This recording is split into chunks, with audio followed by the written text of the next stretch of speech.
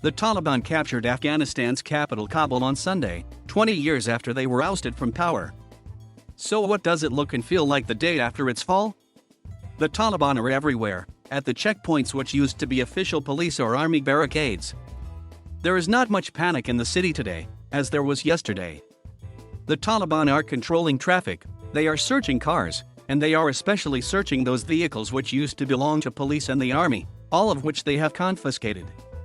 If there are Taliban fighters themselves driving those vehicles now, they are stopped at checkpoints, too. They told us that they checked these vehicles to make sure they were not looters and thieves disguised as Taliban. The scenes at the airport were catastrophic. On the road there were families, children, young, old, all walking along the 2 kilometers road. People are struggling to flee this country. Most are just waiting, on the green belt in the middle of the road.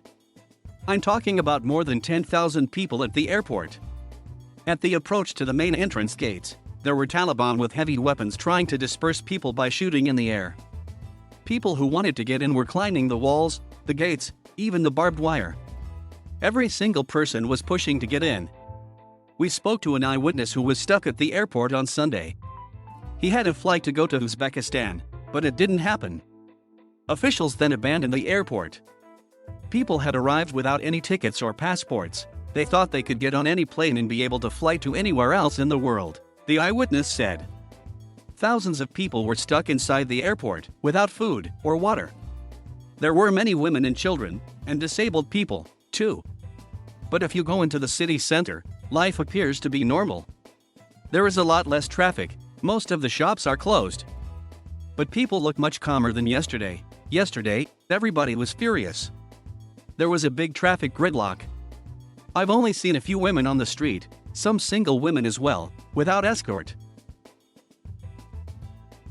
Some were wearing blue burqas, but I also saw some wearing surgical face masks and headscarves. And the Taliban seemed all right with them. There is no music on the streets at all. They used to play background music at the hotel, but it has stopped. Staff are scared.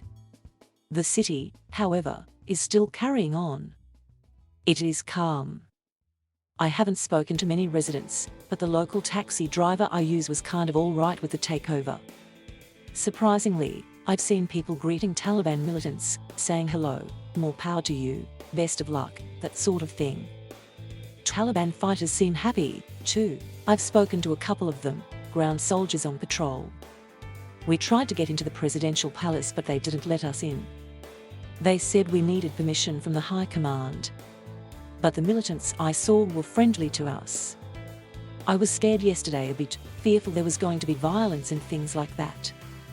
But luckily nothing happened. It was so quiet and calm. I couldn't believe that the capital had changed hands after 20 years and it was all so quiet.